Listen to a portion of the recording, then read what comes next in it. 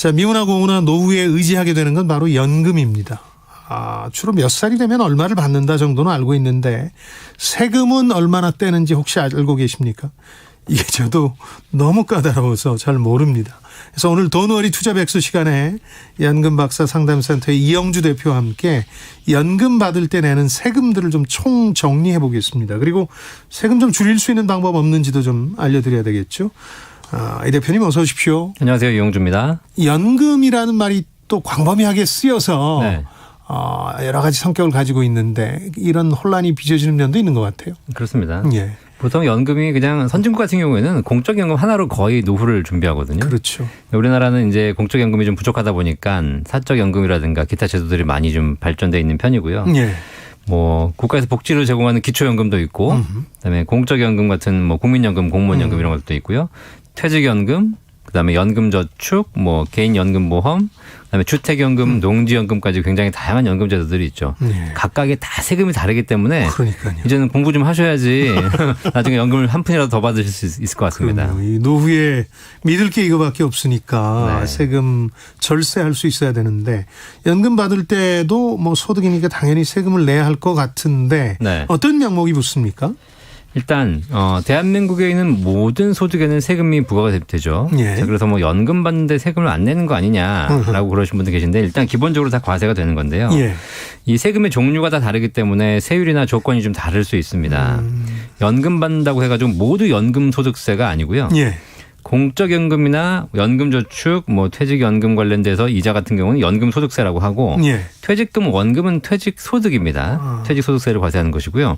연금보험은 이자소득세를 과세하는 것이고 그다음에 뭐 다른 주택연금 이런 것들은 과세하지 않고 이렇기 예. 때문에 다 세금 항목이 다르고요. 그러네요. 그다음에 또 소득에 따라서 퇴직연금 같은 경우는 분류과세하고 연금저축 같은 경우에는 분리과세하고 공적연금은 종합과세하고 연금보험은 비과세하고 되게 복잡합니다.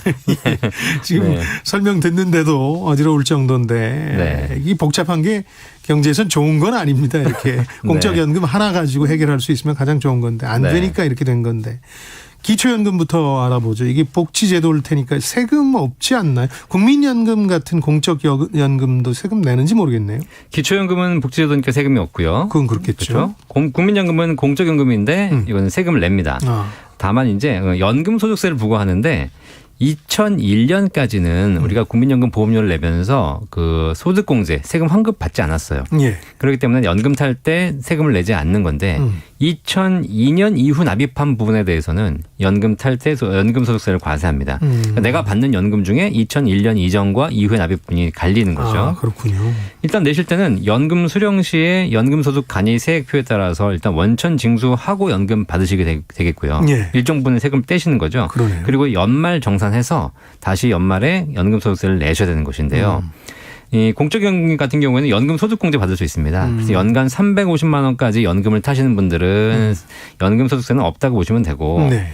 추가분에 대해서 일정 비율을 공제하는데 예를 들어서 연금소득만 있고 예. 연간 770만 원 이하이신 경우에는 연금소득 공제하고 인적공제 같은 거 했을 때 기본적으로 세금이 발생하지 않고요. 이렇다고 보시면 되고 그 초과되는 금액인 경우에 이제 세금이 발생한다고 보시면 될 것 같고요. 예. 그리고 국민연금 중에서 장애연금이나 유족연금 받으신 분들은 세금이 없습니다. 국민연금과 함께 대표적인 노후보장 상품 중에 하나가 연금저축인데 네. 매년 세금 혜택을 받는 대신에 연금을 탈 때 세금을 내야 되는데 이거 얼마 정도 냅니까? 네, 잘 아시다시피 개인연금 중에 연금저축 상품은 납입할 때 세금 환급 받으셨잖아요. 그렇죠. 뭐 연간 400만 원, 연간 700만 원 이렇게 IRP까지 해서 세금 환급 받으셨기 때문에 나중에 연금 받을 때 내가 세액공제 환급 받은 원금과 발생한 수익에 대해서는 연금 수령 시 세금 내셔야 됩니다. 기본은 연금 수령 시에 종합소득 합산과세돼서 다른 소득과 합산해서 세금을 내셔야 되는 거죠. 네. 그게 기본인데 그러다 보니까 내가 연금 가입할 때는 돌려받는 게 16.5% 돌려받았는데 탈 때는 그 이상의 합산과세가 더 많이 낼 수도 있거든요. 그러네요.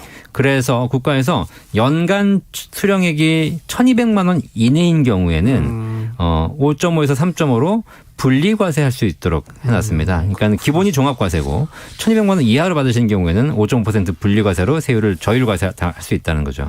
까다로운데 이제 내가 노후 대비로 들어놓은 게 공적연금, 연금저축 각각의 경우에 어떻게 된다는 그런 내용만 이해를 하시면 되겠습니다. 네. 나중에 이제 구체적인 숫자들은 확인하셔도 되니까. 네. 연금을 연간 1,200만 원 이내로 받아야 된다. 그러면 국민연금이나 다른 연금 소득도 포함됩니까? 네, 제가 좀 전에 말씀드린 1,200만 원. 예. 이 1,200만 원 이하로 받아야 된다는 것에 굉장히 많이 관심이 많으신데 그러니까요. 그게 사적 연금만 포함하는 겁니다. 공적연금은 빼고. 예, 공적연금은 빼는 겁니다. 그래서 연금저축이나 IRP에서 연금 받으시는 부분만 해당되는 것이고요. 예.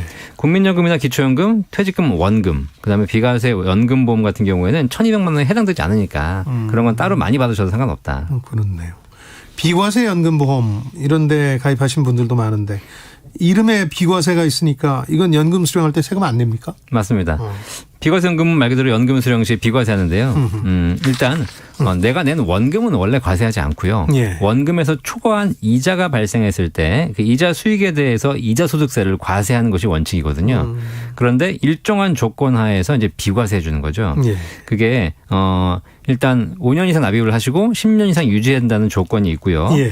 금액도 원래는 다 예전은 무제한이었는데 예. 지금은 일시불로 내시는 분들은 1억 원, 매월 적립식으로 내시는 분들은 월 150만 원 이하로 납입하셨을 때 나중에 연금 탈 때 비과세가 되고요. 그 1억 원과 150만 원 둘 다 각각 선택이 가능하십니다. 그러니까 내가 비과세 연금을 가입해야 되겠다고 했을 때 일시불로 1억 원, 월 150 둘 다 선택해서 하실 수가 있고요. 그래서 일단 이런 비과세 혜택을 활용하시게 되면 노후에 세금 없이 연금 받을 수 있는 혜택이 주어지는 거죠.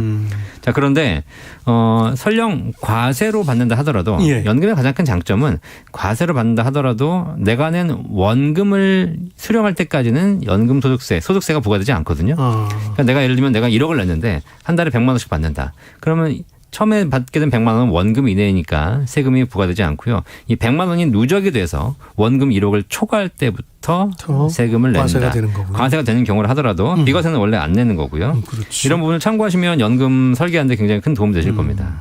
요즘 뭐 집값 떨어진다고 주택연금에 가입하시는 분들도 늘고 있는데 네. 이건 내 집을 담보로 하는데 이게 소득일까 이런 생각도 드는데 이거 세금 안 내죠 이건? 네, 그럼요. 네, 주택연금은 내 집을 담보로 대출받는 거잖아요. 그런 셈이죠. 내가 집 깎아먹고 살고 있는데 이걸 세금까지 낸다 그러면 좀 그렇잖아요. 예. 그래서 주택연금은 기본적으로 연금 제도 중에 하나이긴 하지만 예. 대출을 받는 거기 때문에 소득 관련된 부분이 아니라서 추가적인 소득이 아니기 때문에 세금은 없고요. 예. 오히려 주택연금 받으신 분들은 일정한 기준 하에서 재산세도 감면받을 수 있습니다. 그러니까 오히려 세금을 절세할 수 있는 좋은 방법이 되는 거죠.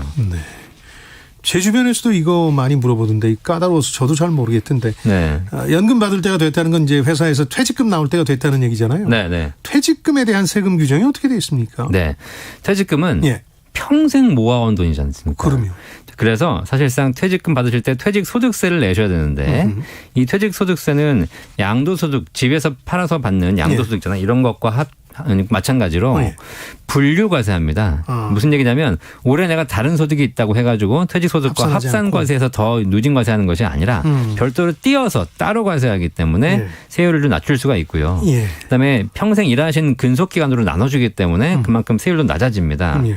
그래서 퇴직소득세는 오래 근무한 사람일수록 더 세율이 낮아지거든요. 유리하죠. 예. 유리하죠. 예. 그래서 실제로 퇴직소득세 걱정하시는 분들이 많이 계시는데 예. 실제로 세금을 딱 보면은요. 예. 20년 근속하신 분이 1억 원 퇴직금 수령할 때 퇴직소득세율은 보통 한 3, 4%밖에 안 됩니다. 아, 그렇군요. 그러니까 내시는 총 금액이 한 3, 400만 원 정도밖에 안 되시기 때문에 장기 근속하신 분들은 큰 부담이 없으시다는 거고 예. 이거를 이제 일시금으로 수령할 수도 있고 IRP 계좌로 이전해서 연금으로 수령할 수 있는 두 가지 방법이 다 있습니다. 그렇죠. 퇴직소득세도 장기 근속자한테는 큰 무리는 없다는 생각이 드는군요. 그럼 네. 이 세금 좀 그래도 줄일 방법은 없나요? 그렇죠. 그러니까 국가가 일시금으로 수령하게 되면 아까 그 300만 원 다 내라. 그건 내라는 거고. 그런 거고. 이걸 만약에 IRP 계좌로 이전해서 10년 이상 연금으로 수령한다면 예. 이 내야 될 세금의 30%를 할인해 줍니다. 할인 제도가 있군요. 네네. 그래서 30% 할인해주고 뭐 10년 넘어가게 되면 40% 할인해주는데 예. 사실 퇴직소득세 자체가 그렇게 큰 금액이 아니기 때문에 단기 근속하신 분들은 큰 금액이지만 예. 장기 근속하신 분들은 큰 금액이 아니기 때문에 실질적으로 아까 300만 원에 30% 할인된다고 해봐야 10년에 90만 원 할인받는 거기 때문에 예. 실제로 큰 금액은 또 아닐 수 있는 거죠. 잘 활용하시면 될 것 같습니다. 퇴직을 앞두신 분들이 내 노후 대비 소득이 얼마나 있는지도 한번 점검해 보실 겸 해서 앉아서 따져보시죠. 그 세금 문제도. 네.